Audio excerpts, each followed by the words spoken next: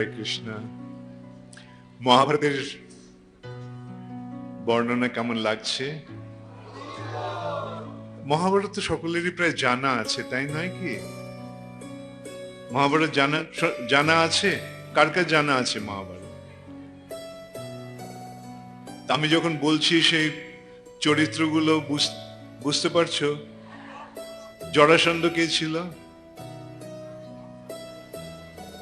কে কে জানো জরাসন্ধ কে ছিল? কে কে জানো দুর্যোধন কে ছিল? কে কে জানো কৃষ্ণ কে ছিল?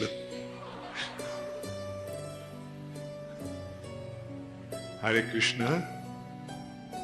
কে কে জানো প্রভুপাদ কে? খুব ভালো, তোমরা সকলে প্রভুপাদকে জেনে নিয়েছো। আমি মনে মনে ভাবছিলাম আমারই তো জানা হলো না কেবল। হরে কৃষ্ণ।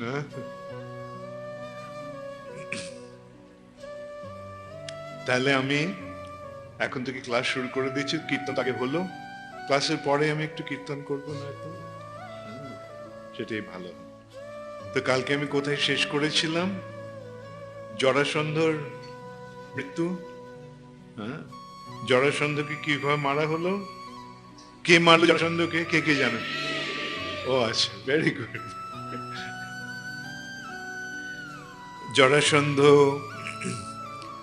জরাসন্ধের সঙ্গে কংসের কি সম্পর্ক ছিল?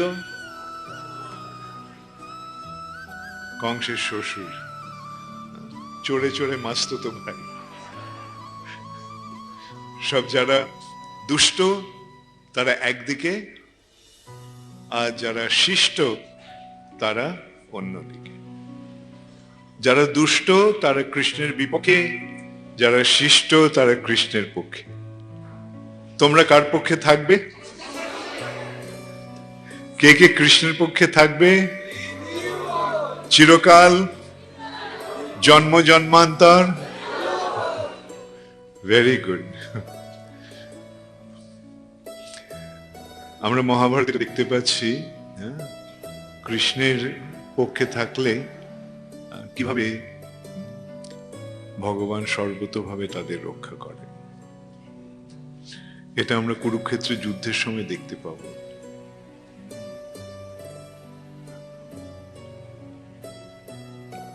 কৃষ্ণ সব সময় পাণ্ডবদের রক্ষা করেছে, আর যারা বিপক্ষে তাদের সর্বনাশ হয়েছে।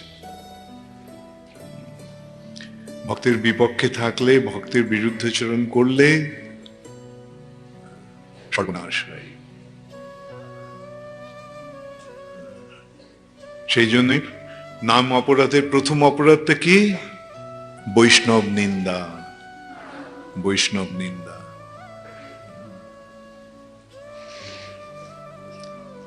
যারা ভগবানের সেবায় নিজেদের সর্বতোভাবে নিয়োজিত করেছেন তাদের অনুগত হয়ে থাকাটাই শ্রেয়। জরাসন্ধকে কৃষ্ণের পরামর্শে জরাসন্ধকে সংহার করা হলো। কেন কৃষ্ণ কি বলল যুধিষ্ঠিরকে? যুধিষ্ঠির যখন রাজস্ব, নারদ দেশে যুধিষ্ঠির মহারাজকে রাজস্ব যজ্ঞ করার কথা বলল, এবং তখন যুধিষ্ঠির কৃষ্ণকে ডেকে পাঠালো তার পরামর্শ নেওয়ার জন্য। তখন কৃষ্ণ পরামর্শ দিলেন কি, যে এই ইয়েতে রাজস্ব যজ্ঞে সমস্ত রাজাদের বশে আনতে হবে, হয় পরাজিত করে বশে আনতে হবে, অথবা তারা স্বেচ্ছায় বশ্যতা স্বীকার করবে। তো অতএব সেই রাজাদের বশে আনতে গেলে সবচেয়ে বড় প্রতিবন্ধকতা ছিল জরাসন্ধ। জরাসন্ধ 100 রাজাকে বন্দী করে রেখেছিল।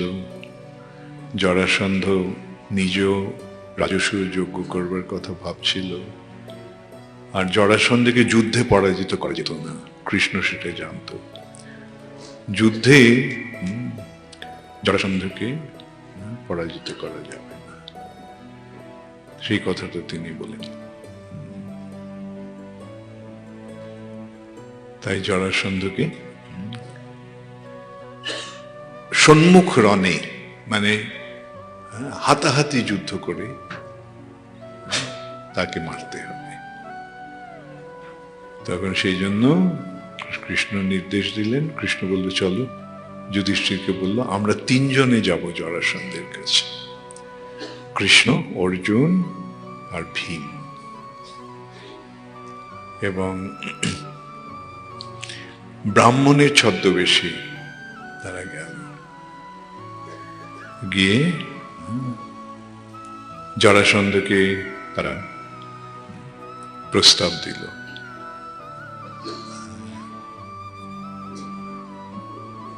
যে জরাসন্ধ বলল আপনারা ব্রাহ্মণ, আপনারা এসেছেন, বলুন আপনারা আমি কি করতে পারি। তখন তারা বলল আমরা মধ্যরাত্রে আপনার সঙ্গে সাক্ষাৎ করে আমরা বলবো আমরা কি চাই আপনার কাছে। জরাসন্ধ যখন রাত্রিবেলায় এলো, তখন কৃষ্ণ বলল আপনার সঙ্গে আমরা যুদ্ধ করতে চাই, একা একা, একজন একজন। জরাসন্ধ বলল কেন, আমি তো আপনাদের কোন রকম শত্রুতা করিনি, আপনাদের কোনো অনিষ্ট করিনি, আপনারা কেন আমার সঙ্গে যুদ্ধ করতে চাইছেন। কৃষ্ণ তখন বলল যেহেতু তুমি রাজাদের বন্দী করেছো, এটা অন্যায়, সেই জন্য আমি তোমাদের সঙ্গে যুদ্ধ করব। জরাসন্ধ এবং কৃষ্ণ বলল যে আমরা ব্রাহ্মণ নই, আমরা ক্ষত্রিয়। জরাসন্ধ বলল হ্যাঁ, সেটা আমি আগেই বুঝতে পেরেছি, তোমাদের চেহারা দেখে তোমাদের ব্রাহ্মণ বলে মনে হয়নি, ব্রাহ্মণদের রূপ এরকম হয় না, তোমাদের এই সুন্দর সুদৃঢ় শরীর, তারপরে কাঁধে তীর ধনুক বহন করার দাগ কড়া পড়ে গেছে কাঁধে। তখনই বুঝতে পেরেছিলাম যে তোমরা ক্ষত্রিয় এবং তোমরা এসেছো আমার বন্ধু রূপে নয়, আমার শত্রু রূপে। কেন বন্ধুরা সম্মুখ দ্বার দিয়ে আসে, সামনে দিয়ে, সামনের দরজা দিয়ে আসে, কিন্তু তোমরা পেছনে দরজা দিয়ে এসেছো। তো কৃষ্ণ তখন বলল ঠিক আছে, তো আমরা তিনজনের মধ্যে যে কোনো একজনকে বেছে নাও যুদ্ধ করার জন্য। জরাসন্ধ বলল কৃষ্ণ আমি তোমার সঙ্গে যুদ্ধ করবো না, কেন তুমি তো রণে ভঙ্গ দিয়ে পালিয়েছিলে, এটা মনে আছে তোমাদের? হ্যাঁ, 17 বার কৃষ্ণ জরাসন্ধকে পরাজিত করেছে। জরাসন্ধ 23 অক্ষৌহিনী সৈন্য নিয়ে মথুরা আক্রমণ করেছে 17 বার। 18 বারের বার কৃষ্ণ কি করলো? মথুরাবাসী সবাইকে দ্বারকায় পাঠিয়ে দিল। বিশ্বকর্মাকে বলল তুমি দ্বারকায় একটা নগরী তৈরি করো, এবং রাত্রিবেলা ঘুমের মধ্যে সকলকে দ্বারকায় পাঠিয়ে দেওয়া হলো। তারা যখন ঘুম থেকে উঠলো, উঠে দেখে আরে আমরা একটু অন্য জায়গায় এসে গেছি। সেখানে স্থানান্তরিত করা হলো, কেননা বারবার জরাসন্ধ এইভাবে আক্রমণ করছে, তাই সমুদ্রের মাঝখানে থাকলে আর ওখানে যেতে পারবে না। আর সেইবার কৃষ্ণ কি করলো? এগুলো কৃষ্ণের লীলা। কৃষ্ণ জরাসন্ধের সঙ্গে যুদ্ধ করলো না, পালিয়ে যুদ্ধক্ষেত্র থেকে চলে গেল। রণছোড় জি। যাই হোক, এটা তো তোমরা এই সম্বন্ধে আমি আগে আলোচনা করেছি অন্য সেমিনারে, আজকে আর বিস্তারিত ভাবে করব না। তো কৃষ্ণ, জরাসন্ধ বলে কৃষ্ণ আমি তোমার সঙ্গে যুদ্ধ করব না, কেন তুমি কাপুরুষ, তুমি রণক্ষেত্র ত্যাগ করে চলে গেছো। আমি বিয়ের সঙ্গে যুদ্ধ করি, কাপুরুষের সঙ্গে যুদ্ধ করি না।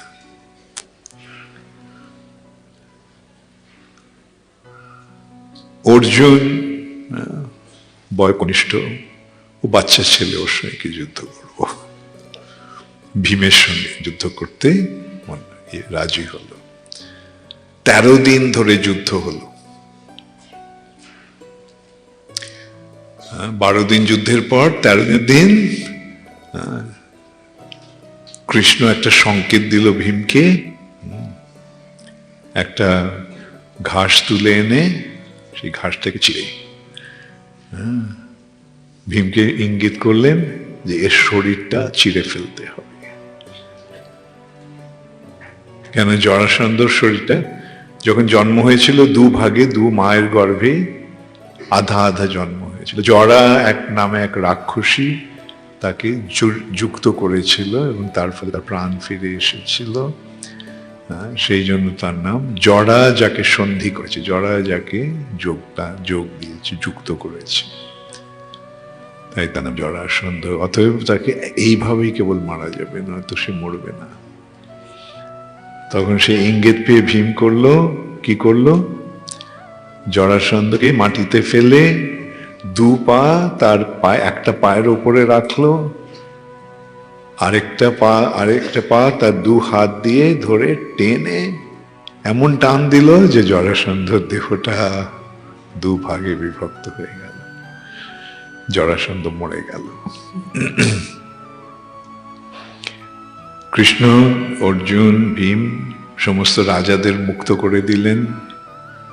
এইভাবে সমস্ত রাজাদের সঙ্গে সন্ধি হলো, তারা রাজস্ব যজ্ঞে সাহায্য করবে এবং কৃষ্ণ জরাসন্ধের পুত্র সহদেবকে রাজসিংহাসনে বসিয়ে ফিরে এলেন হস্তিনাপুরে। এই যজ্ঞের জন্য অনেক আয়োজনের প্রয়োজন হয়, অনেক অর্থের প্রয়োজন হয়। যদিও যুধিষ্ঠির মহারাজ এত বৈভবশালী রাজা, কিন্তু তিনি কি করলেন? তার 4 ভাইকে 4 দিকে পাঠালেন ঐশ্বর্য সংগ্রহ করার জন্য।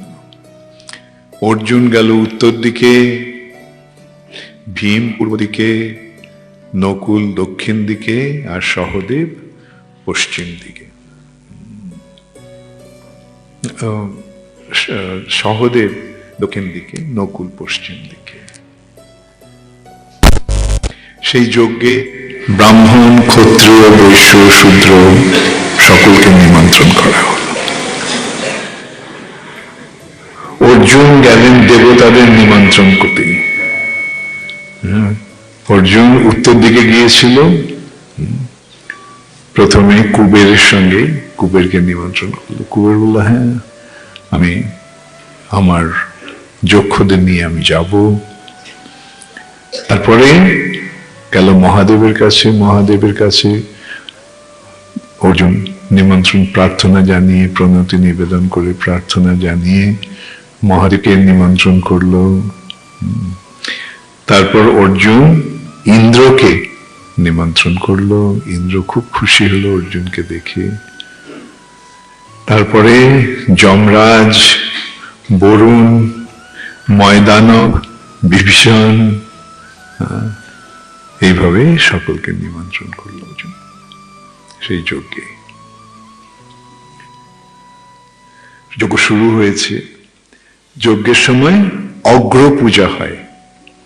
অগ্র মানে সবার আগে। এই সভায় যিনি সবচেয়ে সম্মানিত তাকে অগ্র পূজা দেওয়া হয়। কাকে অগ্র পূজা দেওয়া হবে? ভীষ্ম বললেন, কৃষ্ণ এই সভায় আছে, কৃষ্ণকে অগ্র পূজা দেওয়া হোক। তো সকলে খুব আনন্দিত, কিন্তু কয়েকজন কেবল তার বিরুদ্ধাচরণ করলো। তাদের মধ্যে শিশুপাল। শিশুপাল বলল, কৃষ্ণকে কেন অগ্রপূজা দেওয়া হবে? কৃষ্ণকে? ওর বাবা বসুদেব এখানে আছে, তাহলে বসুদেবকে উল্লঙ্ঘন করে কৃষ্ণকে কেন অগ্রপূজা দেওয়া হলো? দ্রুপদ আছে, পাণ্ডবদের শ্বশুর, দ্রৌপদীর পিতা। দ্রোণাচার্য আছে, যিনি সমস্ত ব্রাহ্মণদের মধ্যে শ্রেষ্ঠ ব্রাহ্মণ, যিনি ক্ষত্রিয়দের গুরু, এই পাণ্ডবদের গুরু, অস্ত্র গুরু, তিনি এখানে আছেন। গুরুকে অতিক্রম করে এইভাবে কৃষ্ণকে পূজা করা হলো কেন? অর্ঘ্য পূজা দেওয়া হলো কেন? ব্যাসদেব রয়েছেন, আর দুর্যোধন রয়েছে, এ রাজা, ওকে পূজা দেওয়া হলো না কেন? কর্ণ আছে, মহাবীর, বীরদের মধ্যে শ্রেষ্ঠ কর্ণ, তো এদের উল্লঙ্ঘন করে, এদের অতিক্রম করে এদের কেন পূজা দেওয়া হলো? কৃষ্ণের কেন পূজা দেওয়া হলো? বলে এই যজ্ঞে আমরা থাকবো না বলে শিশুপাল বেরিয়ে গেল। যুধিষ্ঠির মহারাজ সিংহাসন থেকে উঠে এসে তাকে অনুরোধ করলেন যে না না, ভাই, ওরা ভালো, একদিক দিয়ে সম্পর্ক রয়েছে। বসুদেবের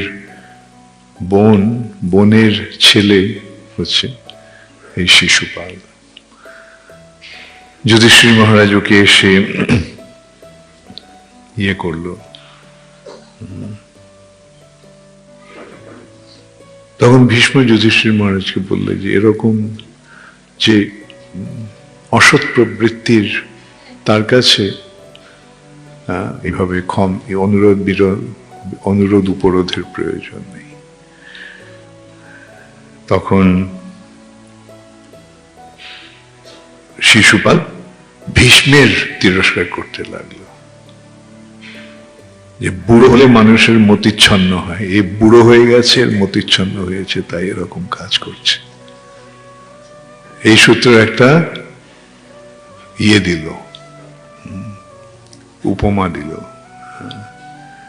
যে একটা বুড়ো হংস ছিল, সে যেহেতু সে বৃদ্ধ, সমস্ত হংসরা তাকে খুব শ্রদ্ধা করত, আর সেই হংসেরা ডিম পেড়ে চলে গেছে খাদ্যের অন্বেষণে। তখন সে বৃদ্ধ হংস এসে সেই সমস্ত ডিমগুলো খেতে শুরু করেছে। তো যারা ফিরে এসেছে, ফিরে এসে ডিমগুলো নষ্ট হয়ে গেছে, তখন কি করলো? তারা জানতে পারলো এই বৃদ্ধ হংস এই ডিম খেয়েছে। তাই তারা সব চক্রান্ত করে সকলে মিলে সেই বৃদ্ধ হংসকে মেরে ফেলল। এখন এই সমস্ত রাজারা মিলিত হয়ে ভীষ্মকে সংহার করে। সহদেব রেগে গিয়ে বলল যে এরকম কথা বলে তার মাথায় আমি পদাঘাত করি।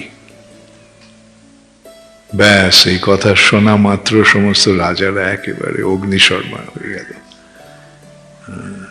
তারা সব সেই যজ্ঞ পণ্ড করার উদ্যোগ করলো, যজ্ঞ নাশের উদ্যোগ করলো। তখন যুধিষ্ঠির মহারাজ ভয় পেয়ে গেছে কি হবে। তখন ভীষ্ম তাদের সকলকে আশ্বাস দিলেন, যারা গোবিন্দের ভজনা করে তাদের কোনো ভয় নেই। তাহলে আরেকটা আশ্বাস আমরা পেলাম, ভগবানের ভজনা করলে, ভগবানের ভক্তি করলে, ভগবানের সেবা করলে, ভগবানের অনুগত হয়ে থাকলে কি হয়? যারা থাকে তাদের কোনো ভয় নেই।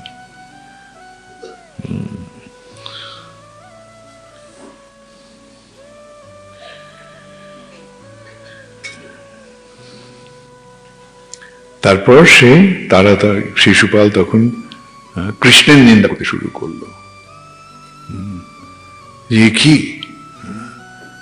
স্ত্রী বধ করেছে, প্রথম পুতনাকে হত্যা করেছে। নারী হত্যা করা মহাপাপ, এই পুতনাকে হত্যা করেছে। গো হত্যা মহাপাপ। বৃষাসুরকে, ও দেখেন তো, বৃষাসুর গো হত্যা করেছে। আর যার খেয়ে পড়ে মানুষ হয়েছে, যে রাজার ইয়ে হয়ে থাকে, সকলে অনুগত হয়ে থাকে, সেই রাজা কংসকে, যার অন্ন খেয়ে সে তার ইয়ে হয়েছে, সে সেই কংসকে হত্যা করেছে। আর সেই কংস আবার তার মামা।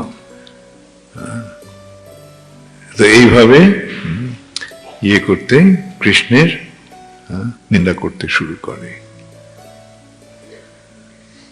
তখন পাণ্ডবেরা একেবারে শিশুপালকে মারতে উদ্যত হয়েছে। ভীষ্ম তখন তাকে বারণ করলো ভীমকে, যে এই শিশুপাল কৃষ্ণের অংশে ওর জন্ম হয়েছে, তাই জন্য ওকে, কৃষ্ণকে ছাড়া আর কেউ মারতে পারবে না, কৃষ্ণই ওকে মারবে। এবং ভীষ্ম শিশুপালের জন্ম বৃত্তান্ত শোনালো। এই শিশুপালের 4টে হাত আর 3টে চোখ নিয়ে ওর জন্ম হয়েছিল। তো এই অমঙ্গল চিহ্ন দেখে তার বাবা দমঘোষ তাকে ফেলে দিতে চেয়েছিল, এই ছেলেকে ফেলে দাও, এটা অমঙ্গল সূচক। তখন এটা ঘোষণা হয়েছিল দৈববাণী, যে না না, একে দেখো না, কালক্রমে মহাবলশালী হবে। আর এই যে এর হাত দুটি আর তার চোখ, একজনের কোলে যখন সে বসবে সেগুলো আপনা থেকেই পড়ে যাবে, কিন্তু যার কোলে বসলে তার হাত দুটো পড়ে যাবে আর চোখটা মিলিয়ে যাবে, তারই হাতে তার মৃত্যু হয়। তো চেদিরাজ দমঘোষ সমস্ত রাজাদের আহ্বান করলো, করে সকলের কোলে বসালো শিশুটাকে, কিছু হলো না। তো অবশেষে এক সময় কৃষ্ণ বলরাম এসেছে মায়ের সঙ্গে। কৃষ্ণ বলরাম এসেছে আর খেলা করছে। খেলতে খেলতে এক সময় যখন সেই শিশুপাল তার কোলে বসেছে, কৃষ্ণের কোলে খেলার ছলে, ব্যাস তার হাত দুটো খসে গেল আর তার চোখটা কপালে মিলিয়ে গেল, তৃতীয় চক্ষুটা। সকলে খুব আনন্দিত হলো, কিন্তু দমঘোষের মা, দমঘোষের স্ত্রী, শিশুপালের মা তখন অত্যন্ত ভয়ভীত হলেন। তাহলে কৃষ্ণের হাতেই এর মৃত্যু হবে।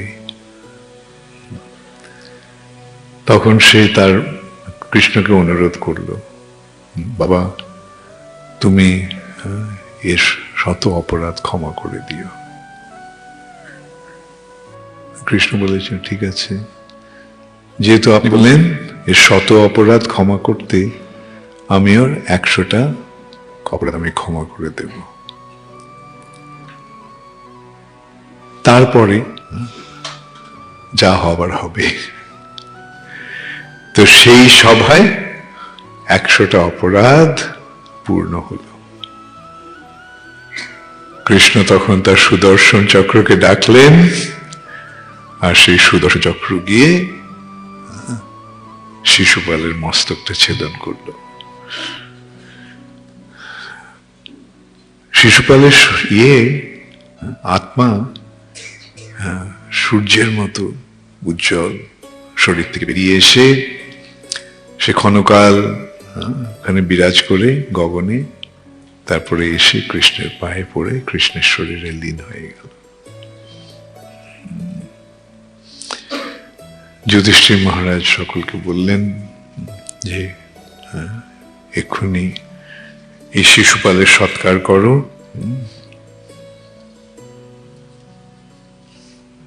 এবং তোমরা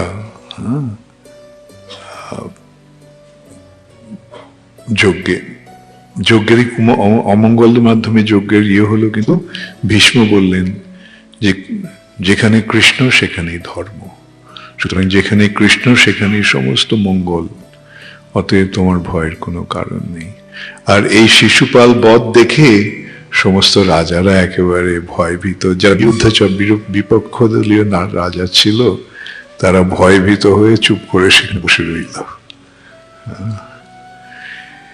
এইভাবে যজ্ঞ হলো, যজ্ঞ শেষ হলো। যুধিষ্ঠির মহারাজ সারা পৃথিবীর রাজা হলেন। সকলে চলে গেল যজ্ঞের পরে, কেবল দুজন থেকে গেল। একজন হচ্ছে দুর্যোধন আর শকুনি। তারা দেখছে কি বৈভবা, যত দেখছে ততই তাদের ঈর্ষায় তাদের বুক জ্বলে যাচ্ছে।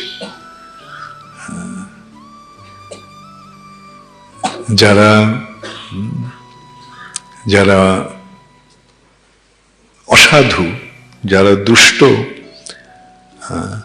তারা এইরকমই অন্যের ঐশ্বর্য দেখে তারা অত্যন্ত হিংসাপরায়ণ হয়, ঈর্ষান্বিত হয়।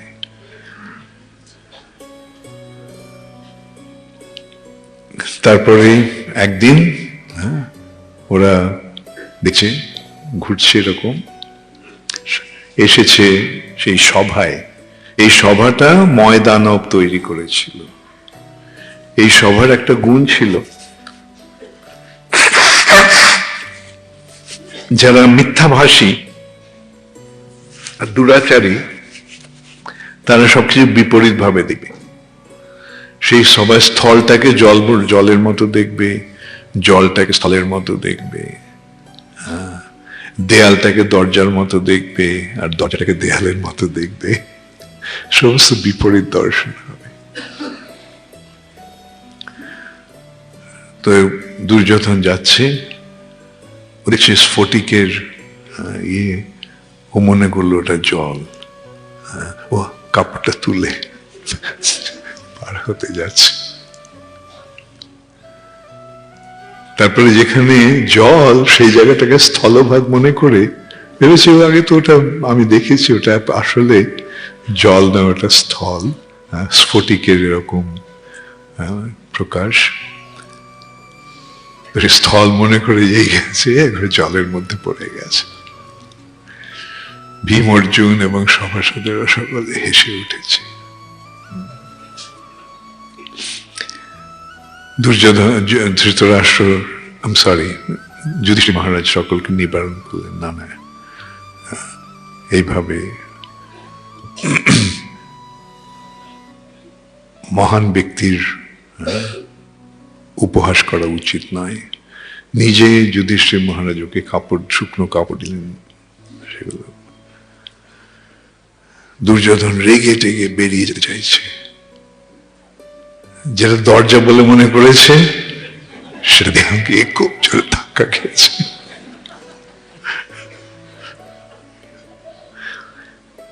যুধিষ্ঠির মহারাজ নকুলকে বললেন, নকুল তুমি ওকে পথ দেখিয়ে দাও। নকুল তাকে নিয়ে গেল। রাগে কাঁপতে কাঁপতে দুর্যোধন শকুনির সঙ্গে সেখান থেকে যাত্রা করলো। দুর্যোধন হচ্ছে যে এক্ষুনি আমি গিয়ে ওদের সঙ্গে যুদ্ধের আয়োজন করব, আমি এদেরকে পরাজিত করে আমার এই অপমানের প্রতিশোধ নেব। খুব দম্ভ, খুব করছে, উত্তেজিত হয়ে সব বলছে। তখন শকুনি বলল, দুর্যোধন দেখো, তুমি তো দেখেইছ ভীম হিড়িম্বাকে খালি হাতে মেরেছিল, বক রাক্ষসকে মেরেছিল, অর্জুন সমস্ত রাজাদের পরাজিত করলো দ্রৌপদীর স্বয়ংবরের সময়। তো তুমি আবার মনে করছো যুদ্ধ করে এদেরকে পরাজিত করবে? যুদ্ধে তুমি এদের পরাজিত করতে পারবে না। এদেরকে অন্যভাবে এদেরকে পরাজিত করতে হবে, কপট ভাবে। ও দেখালো যে আমার কাছে এই পাশার রয়েছে, ডান্ডা রয়েছে, পাশা খেলায় কেউ আমাকে হারাতে পারে না। তুমি পাশা খেলায় ওকে নিমন্ত্রণ করো, আর সেই পাশা খেলায় আমি সব জিতে নেব ওদের থেকে।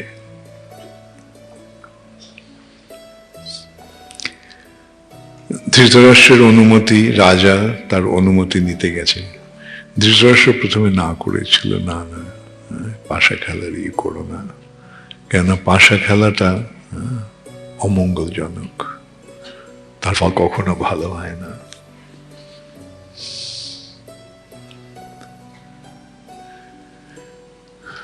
ভীষ্ম বাধা দিল, বিদুর বাধা দিল, কিন্তু দুর্যোধন ধৃতরাষ্ট্রকে জোর করতে লাগলো, না তুমি ওদের দিকে আনতেই হবে। দূত পাঠানো হলো অবশেষে পাশা খেলায়। সেই খেলায় তোমরা সকলেই জানো কি হয়েছে, এবং সেটা আমার বলতেও খুব খারাপ লাগে। এই অংশটা মহাভারতের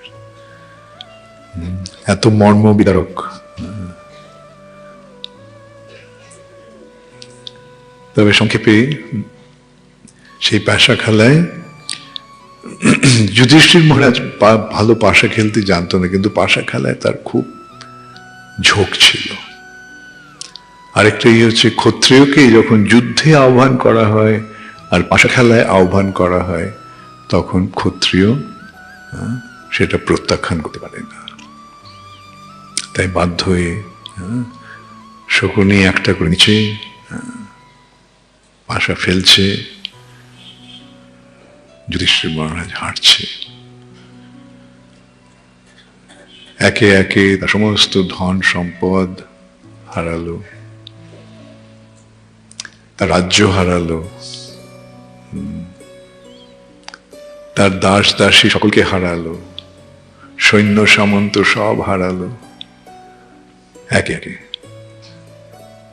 আর শকুনি প্ররোচনা দিচ্ছে, এখনো তোমার ভাইয়েরা আছে, ওদের বাজি রাখো। যুধিষ্ঠির বলেন, ঠিক আছে, নকুলকে বাজি রাখলাম, জিতে গেছি। সহদেবকে বাজি রাখলাম, শকুনি, জিতে গেছি।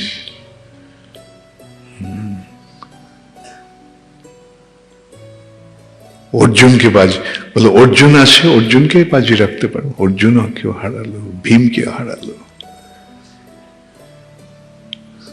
নিজেকে হারালো, নিজেকে বাজি রাখলো, নিজেকে হারালো। এইভাবে সর্বশান্ত হলো। তখন শকুনি বলল, এখনো দ্রৌপদী রয়েছে। যুধিষ্ঠির মহারাজ দ্রৌপদীকেও পণ রাখলেন, দ্রৌপদীকে হারালো। দূত পাঠানো হলো দ্রৌপদীকে সভায় আসতে। আবার যখন ওদের হারালো, তাদের বলল যে তোমরা তো এখন দাস হয়ে গেছো, তোমাদের এই সভায় বসার অধিকার তোমাদের নেই। যেখানে দাসেরা বসে থাকে ওখানে বসে থাকো তোমরা। এইভাবে ওদেরকে দাসত্বের মতো, দাসের মতো তাদের সঙ্গে আচরণ করতে লাগলো। দ্রৌপদীকে আনা হলো। দ্রৌপদী সব শুনে বলল যে আমি ওখানে গিয়ে তুমি যুধিষ্ঠির মহারাজকে জিজ্ঞাসা করো যে, দূতকে জিজ্ঞাসা করেছিল যে যুধিষ্ঠির মহারাজ কি আমাকে পরাজিত হওয়ার আগে পণ রেখেছিল না পরে পণ রেখেছিল? তো বললো যে পরে পণ রেখেছিল।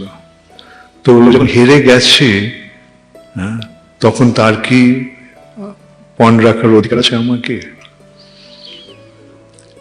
সে কথা যখন গিয়ে বলা হলো, তখন দুর্যোধন রেগে গিয়ে বললো এই দূতটা অকর্মণ্য। দূত ছিল সঞ্জয়ের পুত্র। দূতটা একবার অকর্মণ্য, ও ভয়ে, কৃষ্ণের ভয়ে, পাণ্ডবদের ভয়ে ও করতে পারছে না। দুঃশাসন তুমি যাও। দুঃশাসন তখন ছুটে গেল অন্তঃপুরে। দ্রৌপদী তখন রজস্বলা, এক বস্ত্রে রয়েছে। দুঃশাসনকে এইভাবে আসতে দেখে ভয়ে দ্রৌপদী যেখানে অন্য মেয়েরা আছে রাজ পরিবারের, সেখানে গেল, গিয়ে লুকিয়ে রইল, তাদের আশ্রয় নিল। কুন্তী দুঃশাসনের পথ আগলে দুহাত বাড়িয়ে বলল, দুঃশাসন কুলবধূ, এই কুলবধূকে সবার মাঝখানে গিয়ে নিয়ে যাবে? এটা তো কুলের কলঙ্ক হচ্ছে, তোমাদের নিজেদের কুলের কলঙ্ক হচ্ছে। তোমাদের নিজেদের ঘরের বউকে তোমরা এইভাবে সবার মাঝখানে নিয়ে যাবে এই অবস্থায়? দুঃশাসন সেটা শুনল না, জোরে আঘাত করে কুন্তিকে সরিয়ে দিল। কুন্তি মাটিতে পড়ে অজ্ঞান হয়ে গেল।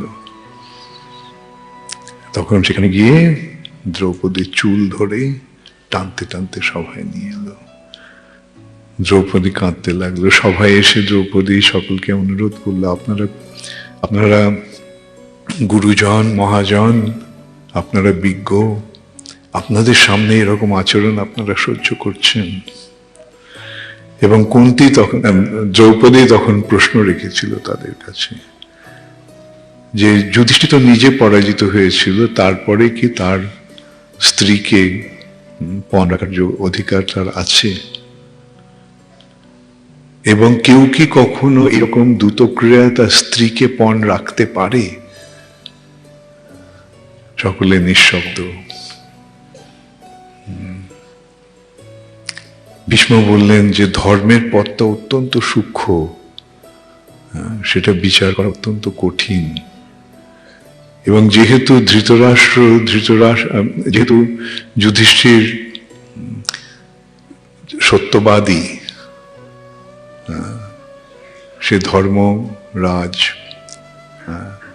সে সম্পূর্ণ সত্যের উপরে অধিষ্ঠিত, তাই সে যখন বলেছে পণ রাখলাম, তখন সেটাকে সত্য বলে মানতে হবে। তখন দুর্যোধনের ভাই বিকর্ণ উঠে দাঁড়ালো। উঠে দাঁড়িয়ে বলল যে এই সভায় আপনারা সকলে ধর্মজ্ঞ রয়েছেন, আপনাদের চোখের সামনে এইরকম অধর্ম আচরণ হচ্ছে,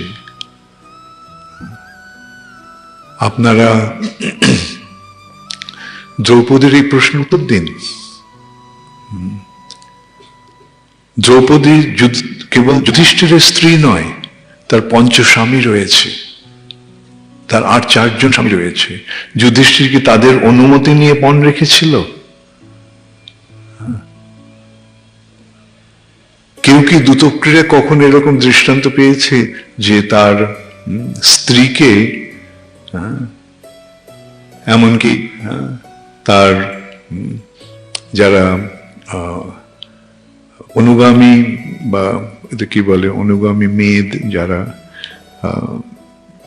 যাই হোক, তাদেরও কি পণ রাখার কোনো দৃষ্টান্ত আছে ধর্মক্ষেত্রে? এইভাবে বিকর্ণ সেই কথাগুলো তুলে ধরল। কর্ণ চিৎকার করে তাকে নামিয়ে দিল। এই সভায় সমস্ত বিজ্ঞ বৃদ্ধ রয়েছে, তাদের অতিক্রম করে এই বাচাল ছেলেটা কথা বলছে। এইভাবে ইয়ে হলো। তখন ভীম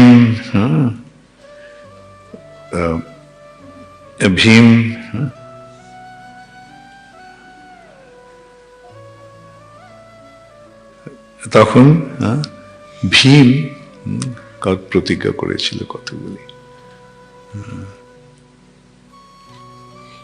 এইভাবে যখন দ্রৌপদীকে অপমান করা হলো, তখন দুঃশাসন যেহেতু দ্রৌপদী চুল ধরে টেনেছিল, যেই চুল রাজস্ব যজ্ঞে ব্যাসদেব নিজে যজ্ঞের ইয়েতে বন্ধন করেছিলেন, সেই চুল ধরে টেনেছে। দ্রৌপদীকে এইভাবে সভায় এনে অপমান করেছে। আচ্ছা, তার আগে এটা গুরুত্বপূর্ণ, তোমরা এটা সকলেই জানো, দ্রৌপদীর বস্ত্র হরণের চেষ্টা করেছিল দুঃশাসন। তখন দ্রৌপদী কৃষ্ণের শরণ নিলেন। তখন কৃষ্ণ এসে দ্রৌপদীকে বস্ত্র দিলেন। একদিক দিয়ে দুঃশাসন বস্ত্র টানছে, আরেক দিক দিয়ে কৃষ্ণ তাকে বস্ত্র দিচ্ছে। এইভাবে কৃষ্ণ দ্রৌপদীর লজ্জা রক্ষা করলেন। আর দুঃশাসনও এইভাবে ক্লান্ত হয়ে গেছে, এদিকে বিরাট কাপড়ের গাদা হয়ে গেছে টানতে টানতে। এবং তা দেখে সকলেই ভয়ভীত হলো। দুঃশাসনকে নিরস্ত করা হলো।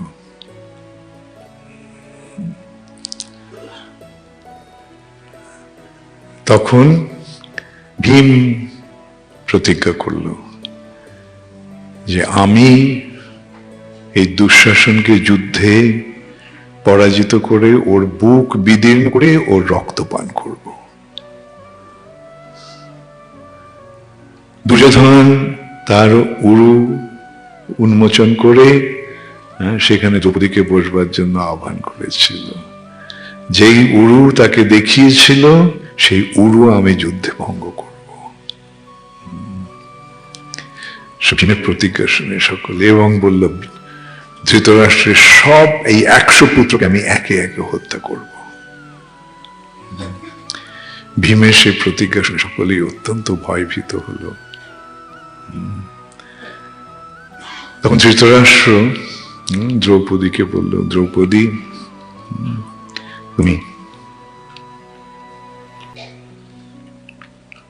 তুমি আমার কাছ থেকে বর চাও।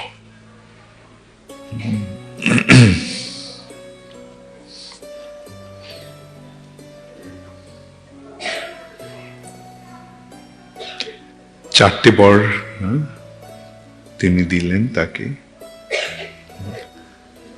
প্রথম বরেই দ্রৌপদীকে মুক্ত করলেন, বলে আরেকটা বর চাও। না, চারটে না, দুটো বর, তিনটে বর, দুটো বর দ্রৌপদীকে মুক্ত করে দিল।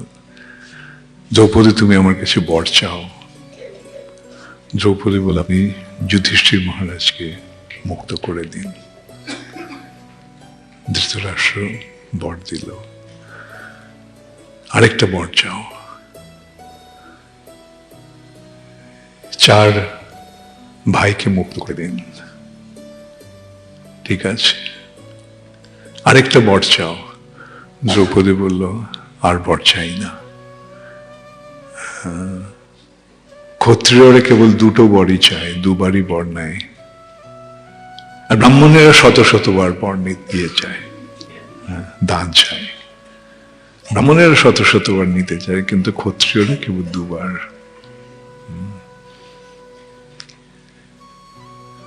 তো এইভাবে পাণ্ডবেরা মুক্ত হলো। দুর্যোধন আর কর্ণ হাসতে লাগলো যে পত্নীরা পতিকে উদ্ধার করলো। যে কোথায় পুরুষ মেয়েদের রক্ষা করে, আর এরা দেখো কিরকম বীর যে এদেরকে রক্ষা করছে একটা স্ত্রী।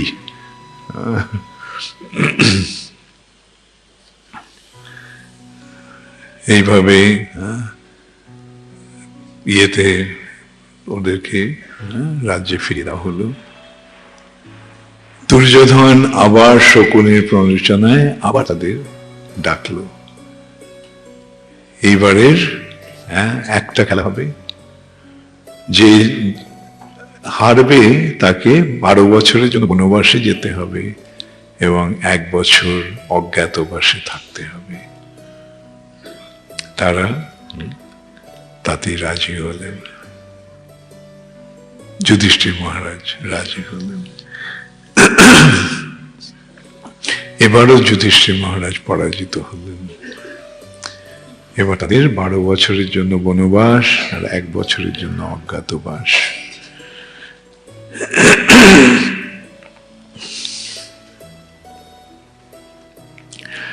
তখন নারদ মুনি সেখানে এসে ধৃতরাষ্ট্রকে বললেন 14 বছর পরে এক মহান যুদ্ধ হবে। সেই যুদ্ধে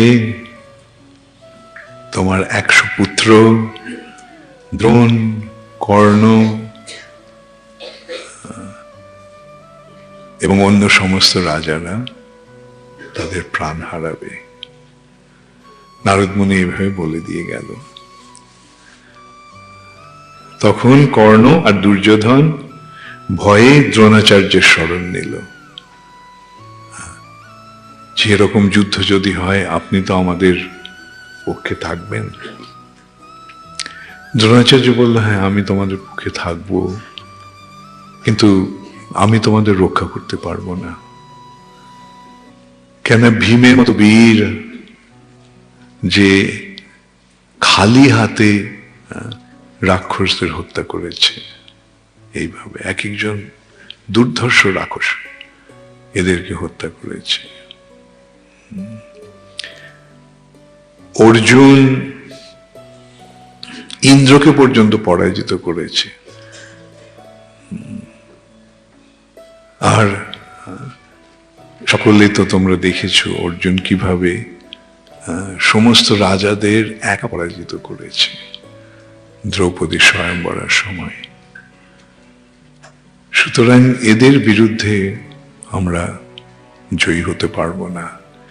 আর তাছাড়া আমাকে মারার জন্য ধৃষ্টদ্যুম্নের জন্ম হয়েছে, সে যজ্ঞের অগ্নি থেকে ধৃষ্টদ্যুম্নের জন্ম হয়েছে, অতএব তার হাতে আমার মৃত্যু অবশ্যম্ভাবী।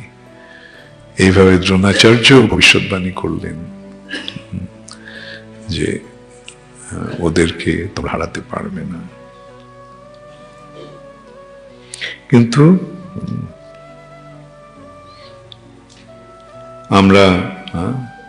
আমি তোমাদের যথাসাধ্য সাহায্য করব ঠিকই।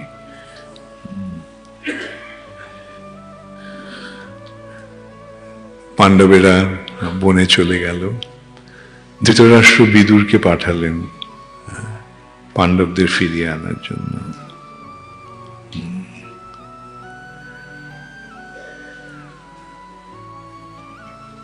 যুধিষ্ঠির মহারাজ রাজি হলেন না, যে সত্যের অবমাননা আমি করতে পারবো না।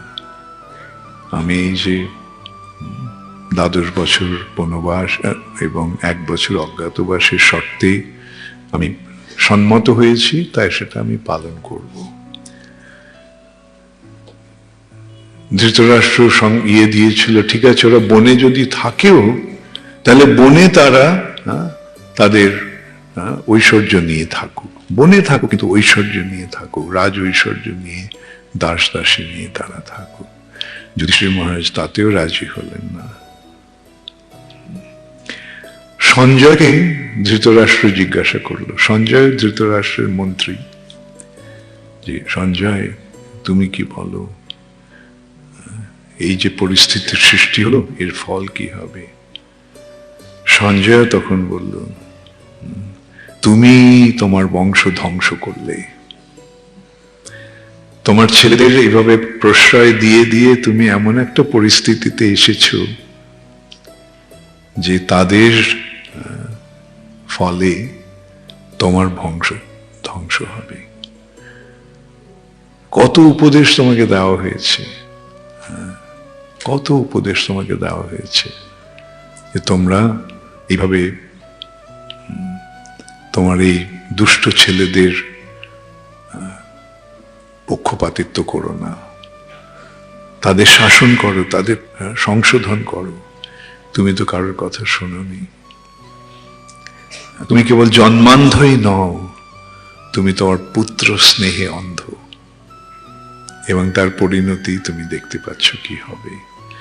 এটা শুধু এখন কালের প্রশ্ন, কবে হবে। এবং নারদ যেটা বলে গেছে, নারদের বাণী অসত্য হবে না। 14 বছর পর তোমার সমস্ত বংশ ধ্বংস হয়ে যাবে।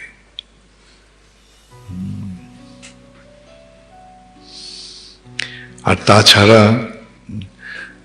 পাণ্ডবদের তোমরা যতই শান্ত করার চেষ্টা করো, পাণ্ডবেরা শান্ত হবে না।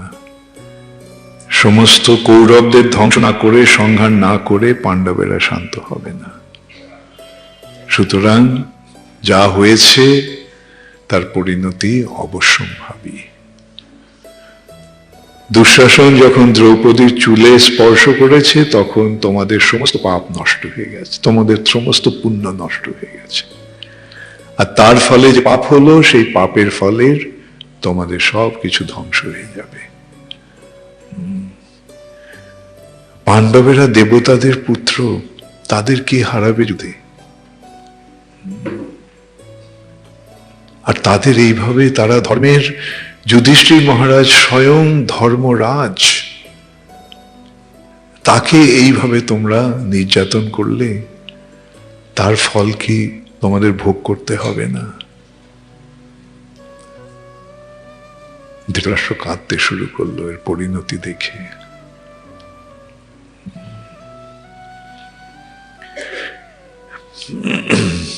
তারপরে সঞ্জয় বলল, পাণ্ডব আর দ্রৌপদীরাও যদি তোমার পুত্রদের ক্ষমা করে, কৃষ্ণ করবে না। কৃষ্ণ তার ভক্তের অপমান সহ্য করতে পারে না। অতএব কিসের ভরসায় তুমি আর থাকবে? তোমরা ধর্মকে ত্যাগ করেছ, ধর্মের যারা অনুগামী, ধর্মের যারা রক্ষক, তাদেরকে তুমি নির্যাতন করেছ। আর যে ধর্মের যিনি মুখ্য কেন্দ্র, সেই কৃষ্ণকে তোমরা অবমাননা করেছ। সুতরাং তোমাদের আর কি গতি হবে? দেখো, এর মাধ্যমে কি একটা সুন্দর উপদেশ আমরা পাচ্ছি না? কি করা উচিত, কি করা উচিত নয়। সাধারণ এই জাগতিক সুখভোগের জন্য, জাগতিক লাভের জন্য আমরা কেন আমাদের সর্বনাশ ডেকে আনব? কৃষ্ণের বিরুদ্ধাচরণ করে কে কবে জয়ী হতে পেরেছে, কে কবে সুখী হতে পেরেছে? অতএব কৃষ্ণের স্মরণ নিয়ে থাকো। কৃষ্ণের স্মরণে যারা থাকে তাদের কখনো কোনো অন্যায় হতে পারে না, অমঙ্গল হতে পারে না, তাদের কখনো কোনো বিপদ হতে পারে না। কেননা হরি তাদের সর্বতভাবে রক্ষা করেন।